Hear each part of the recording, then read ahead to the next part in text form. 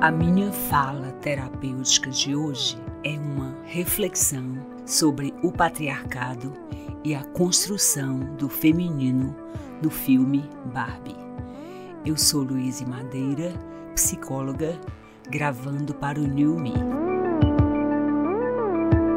Neste mês de julho, fiz o que sempre faço na quinzena de férias que nossos 3 netos passam em nossa casa. Entre outros programas possíveis, o mais possível e divertido de todos, ir ao cinema. Porque moramos numa cidade sem cinemas, durante o percurso para ir assistir o filme em outra, temos tempo para fazer o que eu acho que será uma coleção de memórias para eles no futuro. Na ida, falamos sobre expectativas, lembramos dos filmes anteriores, quando vamos assistir o número 2 ou o número 3 do mesmo, e na volta temos nosso rito pós-cinema, que é uma verdadeira viagem lúdica. Discutimos o que vimos, sob a ótica de cada um, e ouvimos a trilha sonora no carro, nas maiores alturas possíveis, no simbólico e no real. Mas este mês, as nossas possibilidades de filme estavam escassas. Os 3 foram assistir um filme chamado Elementos com o vovô e outro que tinha chamado Portal Secreto. As meninas não quiseram ir. Então, numa sexta-feira, nós tínhamos Barbie como única possibilidade. E lá fomos nós, naquela tarde de sol, sem nenhuma conversa introdutória sobre o filme na estrada. Porque ninguém naquele carro era fã da Barbie. Portanto, ela não foi tema de nossas construções filosóficas de ida. Falamos sobre outras coisas. Chegamos ao shopping, os 4 empolgados, porque tinha sido bem difícil conseguir os ingressos online logo no início da temporada de Barbie. Em toda a sessão, aparecia no site a palavra lotada. E isso conferiu uma certa dignidade àquela boneca sem prestígio. Depois de comprar aqueles baldes caríssimos de pipoca, sentamos, o filme começou e ele era legendado. Os ingressos estavam errados. Minhas netas de 9 e 10 anos ainda não dão conta de assistir um filme legendado se divertindo. Deixei os 3 sentadinhos naquelas poltronas reclináveis mega confortáveis e fui à bilheteria resolver o problema. Eles admitiram o erro, mas tinha uma questão. Eles só exibem nesse shopping uma sessão dublada por dia e a próxima seria sábado às 11h30 da manhã.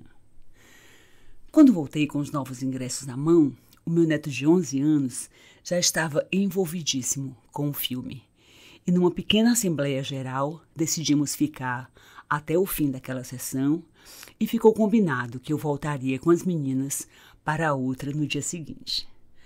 Acontece que no outro dia, lá estávamos os 4 de novo, pois o meu neto, durante nossas discussões interessantes depois do filme na sexta, decidiu assisti-lo de novo no sábado. Toda essa minha introdução foi para informar a vocês que esta fala terapêutica foi gerada nessa vibe de ter visto Barbie 2 vezes em menos de 24 horas. Uma vivência inédita para mim. Uma das coisas que eu mais me deliciei nessa experiência foi ver o meu neto aprender com propriedade o conceito de patriarcado. E nisso eu vejo uma das facetas geniais desse filme, pois ele não passa de uma propaganda bem elaborada de um produto de consumo, sendo uma tentativa escrachada de reacender o desejo do mundo de ter uma Barbie. Porém, nessa proposta tão vil, ele alcança a proeza com os adultos de nos fazer pensar sobre aspectos extremamente filosóficos da contemporaneidade e, ao mesmo tempo, consegue conversar com um pré-adolescente sobre o sabor amargo do patriarcado. Inclusive, eu quero declarar aqui que muitas coisas que eu direi nessa fala terapêutica têm a coautoria do meu neto, pois foi de nossas conversas que muitas ideias brotaram e a memória dele foi decisiva para a recuperação de muitos diálogos. Então, usando o formato costumeiro do New Me, vou destacar nessa fala terapêutica 9 fragmentos do filme Barbie. São só algumas questões, dentre tantas outras, que eu acho que valem a pena ser comentadas, pois podem suscitar reflexões bem interessantes sobre o masculino e o feminino no patriarcado. Fragmento número 1. A forma como se dá a aparição da Barbie. Segundo a propaganda que o filme faz, ela veio para salvar as meninas de só brincarem de ser mães. As cenas iniciais são de uma estética incomum. Meninas antigas ninando bonecas bebês, alimentando bonecas bebês, colocando bonecas bebês para dormir, trocando fraldas e roupinhas de bonecas bebês, tudo isso num contexto bastante sombrio, envolvidas numa repetição entediante e num rito doloroso de monotonia. Quando a Barbie aparece, segundo a ideia que o filme quer induzir, ela traz um novo modelo de mulher. Uma mulher cheia de possibilidades profissionais. Boneca mulher médica, boneca mulher veterinária, boneca mulher fotógrafa, boneca mulher professora de arte. E a proposta é infinita, visando a construção do conceito de boneca mulher com autonomia, dotada de ferramentas para viver uma vida bem interessante para além da maternagem. Na minha leitura pessoal, eu não acredito que a Barbie, socioculturalmente, tenha trazido algum modelo novo de mulher. Eu assisti à chegada da Barbie ao Brasil. Sou mãe da primeiríssima geração que foi criança quando a Barbie surgiu. E não tenho nenhum registro de mudança de qualquer paradigma do feminino a partir dela. A Barbie chegou sendo apenas mais uma boneca e muitas meninas nem se identificaram com esse modelo novo de brinquedo. Mas eu acredito, com todas as minhas forças, que uma menina parar de brincar, de apenas ser mãe, deveria ser uma urgência, desde sempre e para sempre.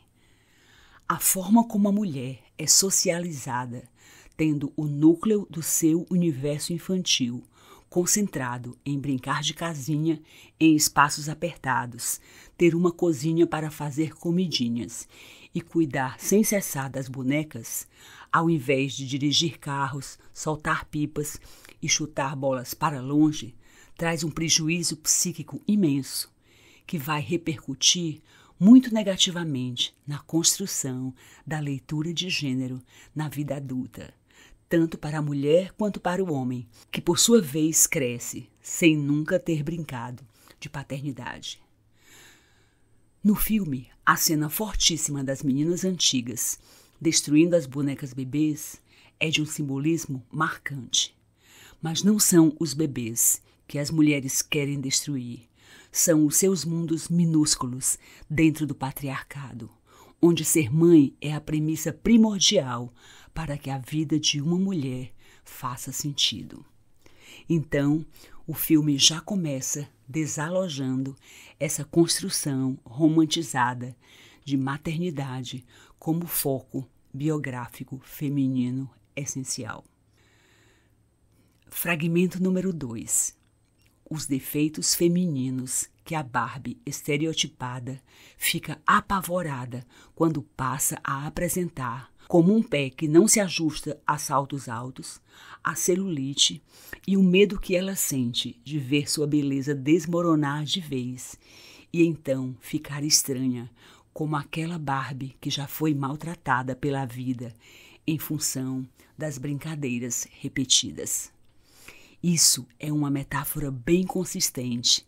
A Barbie estereotipada é a perfeita e a Barbie estranha, maltratada pelo tempo, é a que cumpriu sua função na vida e suportou o tranco.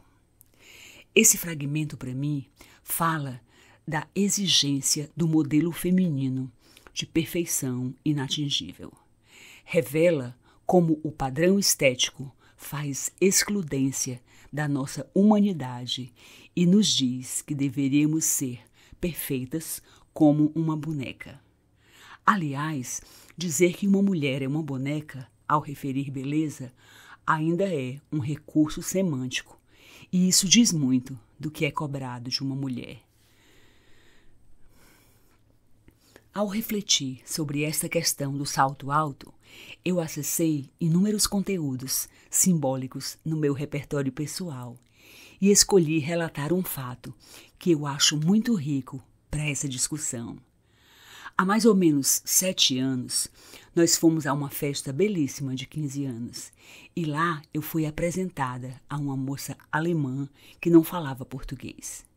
Eu fiquei conversando com ela e acabei precisando explicar em inglês todos os significados dos ritos simbólicos de uma festa de 15 anos numa perspectiva conservadora no Brasil. Acontece que no meio da festa, na qual estávamos todas com roupas extremamente chiques e com sandálias altíssimas, houve a costumeira distribuição das havaianas. Ao ver o desespero das mulheres para trocar seus sapatos altíssimos por aquelas chinelas rasteiras, a moça ficou impactada e me perguntou se aquilo também fazia parte do ritual de passagem da adolescente. E eu tive que explicar que, em termos de rito, era exatamente o contrário. Era uma descida do salto. Eu confesso que fiquei desconfortável ao tentar explicar uma coisa que para mim não faz nenhum sentido. Quando terminei de falar, fiz a pergunta que eu não deveria ter feito, que provavelmente surgiu do meu constrangimento de não ter como continuar falando de um costume tão patético. Na sua cultura, existe alguma coisa parecida com isso? Então ela me deu uma resposta assertiva e inquietante. Não. No meu país, as mulheres só usam sapatos com a altura de salto que elas conseguem continuar calçadas até terminar a festa e chegarem em casa. Dito isso, acho que não preciso ir tão longe ao comentar a simbologia do defeito do pé plano da Barbie.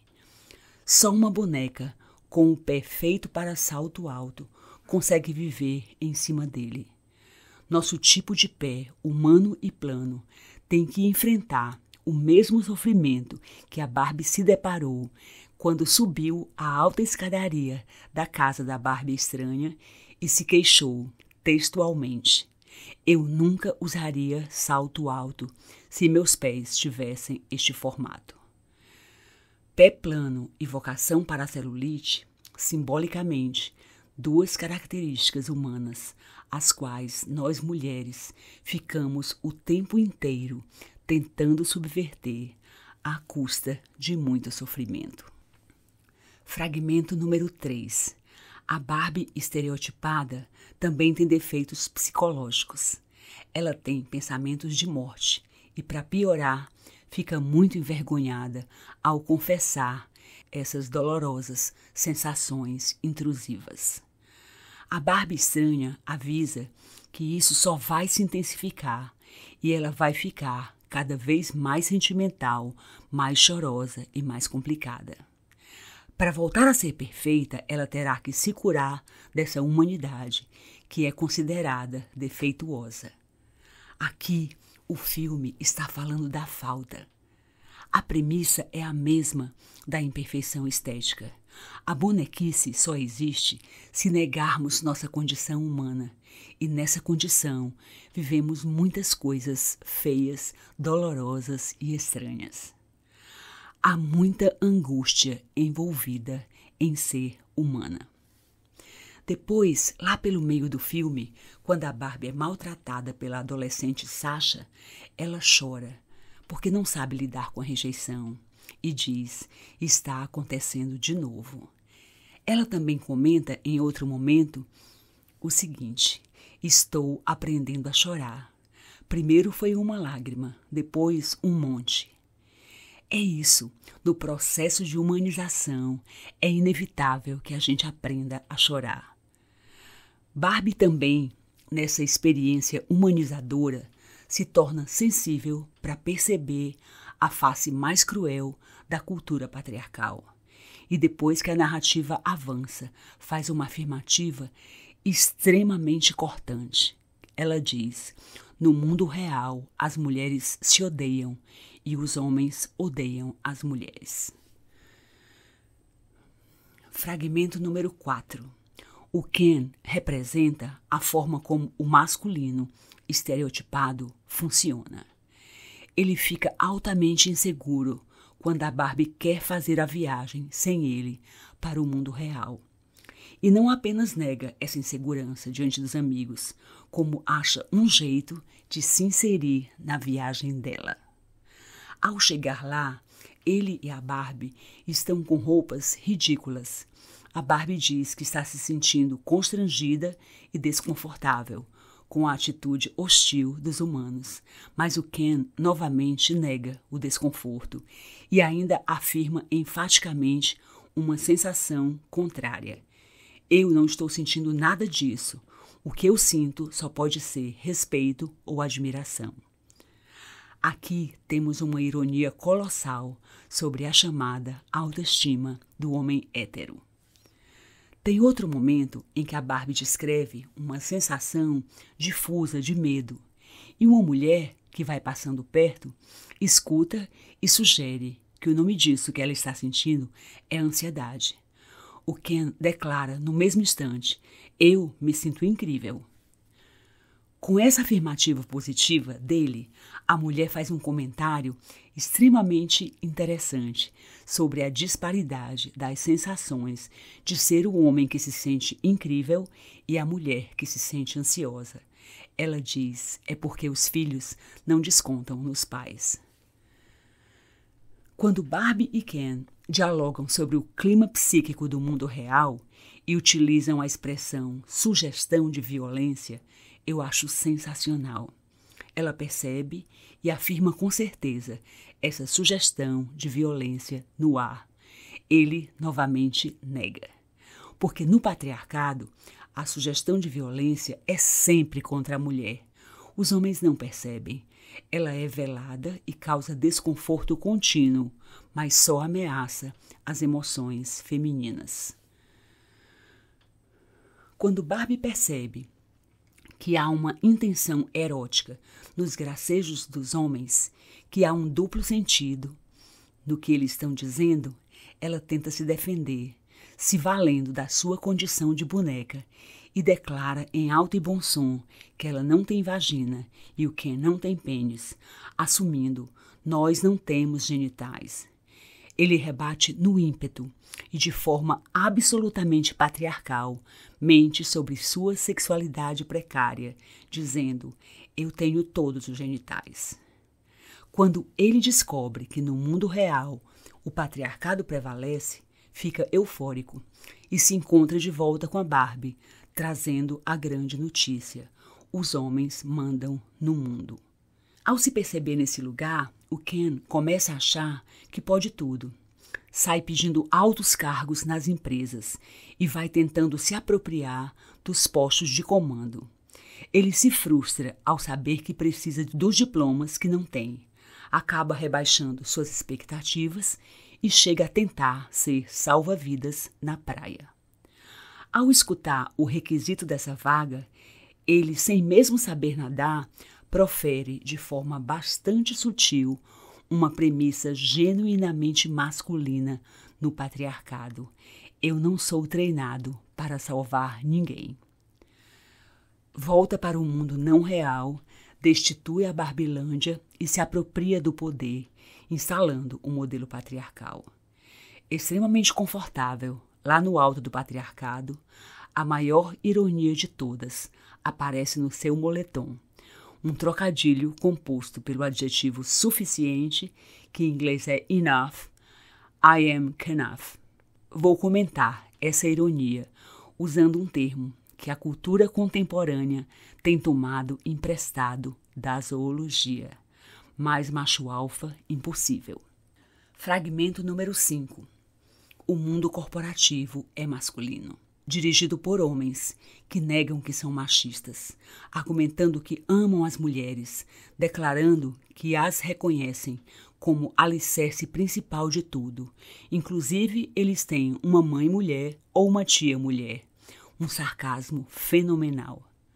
No entanto, esses homens, simbolicamente, são obcecados pela ideia de aprisionar as mulheres em caixas. Quem tem poder é homem. Tanto que o moço sem cargo, que está na sala da presidência, quando a diretoria executiva da empresa está tentando capturar a Barbie na caixa, ao se perceber sem poder, se pergunta: será que eu sou uma mulher? Fragmento número 6.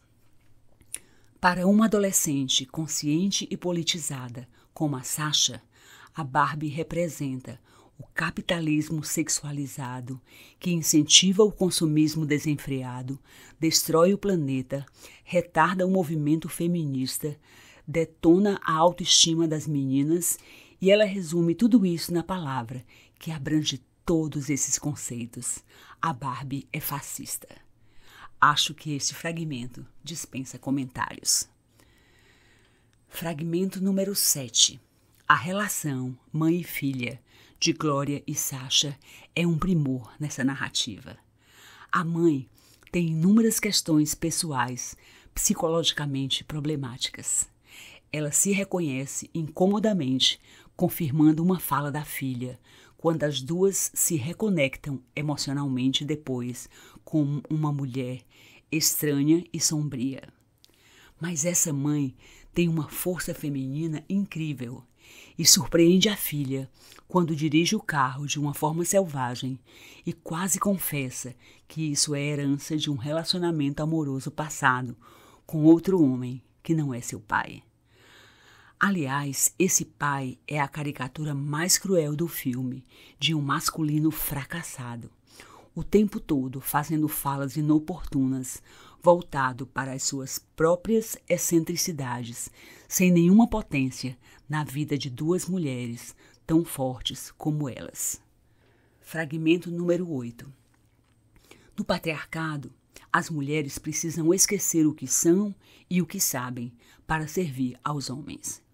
Nesse processo de esquecimento, elas se convencem de que é bom e faz sentido facilitar a existência masculina dentro de toda a amplitude narcísica que o machismo produz. É melhor servir uma cerveja a um homem do que ser presidente de um reino qualquer. Uma mulher ganha um prêmio por algum desempenho e agradece ao homem. Como é dito por Ken, tudo, basicamente tudo, existe para expandir a presença do homem. Inclusive os cavalos, que são apenas uma extensão dos homens. Nesse momento, no filme, aparece um carro grande. Que metáfora! Na lógica filosófica imaculada do patriarcado, essa expressão é utilizada literalmente por Ken, enquanto toma sua cervejinha. Nessa lógica não há espaço para perguntas femininas que ponham em dúvida o poder masculino. Não questiona, vai na onda, bebezinho. A imprensa prestigia totalmente os homens. Tudo gira em torno deles e nas rádios só tocam as músicas favoritas dos Ken. Os compromissos amorosos masculinos também são abstratos, nessa lógica imaculada. O nome que o Ken estereotipado usa para definir o lugar feminino nos vínculos é namorada, casual, de longo prazo, à distância, sem compromisso e feliz. E tudo isso acontece pela razão que também é dita no filme. O machismo é como foi a varíola. Ninguém tem imunidade para se defender disso. Fragmento número 9. Não há lugar de valor para a mulher no patriarcado. Tudo aponta para um feminino secundarizado e coadjuvante, jamais protagonista. Uma fala da Barbie em crise existencial representa bem o senso de alto valor precarizado no feminino, no patriarcado. Eu não sou bonita, nem inteligente, nem interessante. Eu não sou boa o suficiente em nada. No filme, o maior desafio é desconstruir a cegueira das mulheres machistas para que elas saiam desse lugar de servidão. Como precisam de estratégia, as mulheres que não são cegas lançam mão de elementos que apontam para uma verdadeira caricatura do masculino no patriarcado. Homens que não escutam as mulheres, homens que praticam mansplaining o tempo todo, homens que adoram contar suas próprias histórias e explicar longa e detalhadamente seus temas, sem se importarem com o interesse das suas interlocutoras. Tem um momento emblemático em que o Ken se oferece para tocar violão para Barbie e faz isso durante horas a fio e não percebe, nem de longe, o quanto está sendo insuportavelmente enfadonho para ela. Homens que não resistem a uma donzela em perigo porque adoram se sentir salvadores. Homens que se sentem absolutamente confortáveis diante de uma mulher obediente para sentirem que detêm o poder. Homens que adoram ser cuidados por uma mulher maternal, mas não sentem nenhuma atração por alguma que manifeste essa característica. Homens que opinam o tempo todo sobre a beleza feminina, sobre aspectos da estética, pois se sentem autoridades nesse assunto. Homens que adoram ensinar sobre tudo e só se importam em ser ouvidos. Escutar a mulher, jamais.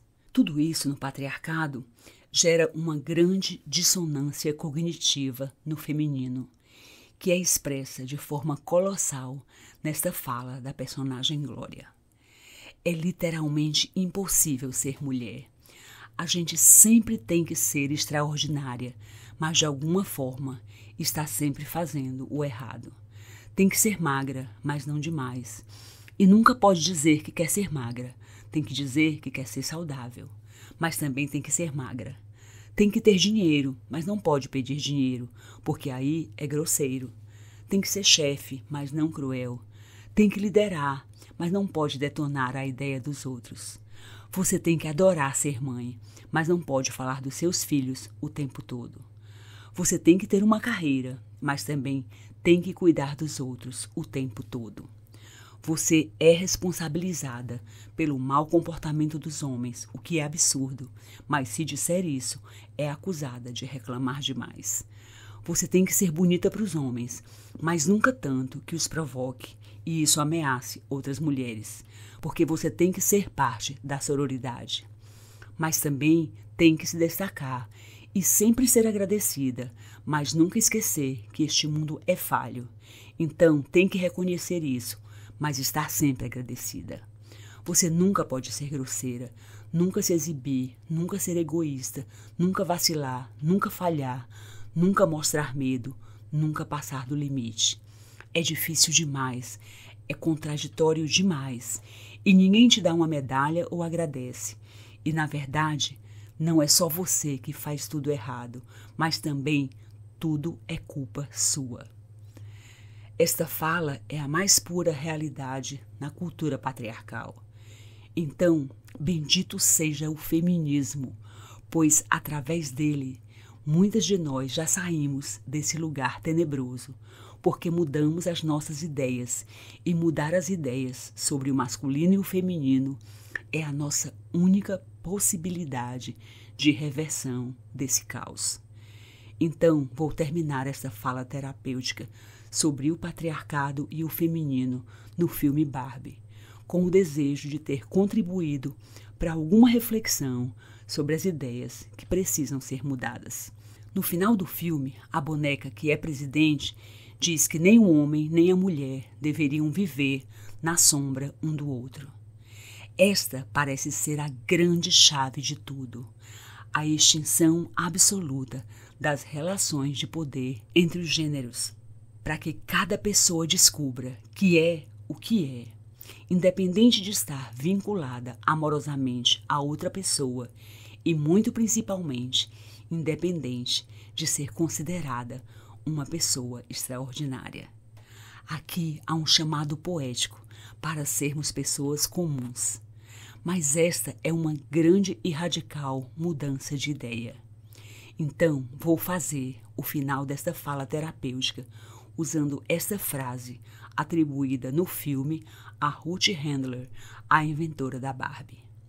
Ela diz com profundidade qual a razão de precisarmos de mudanças em nossas ideias. E com esta frase eu termino. Os humanos só têm um final, mas as ideias vivem para sempre.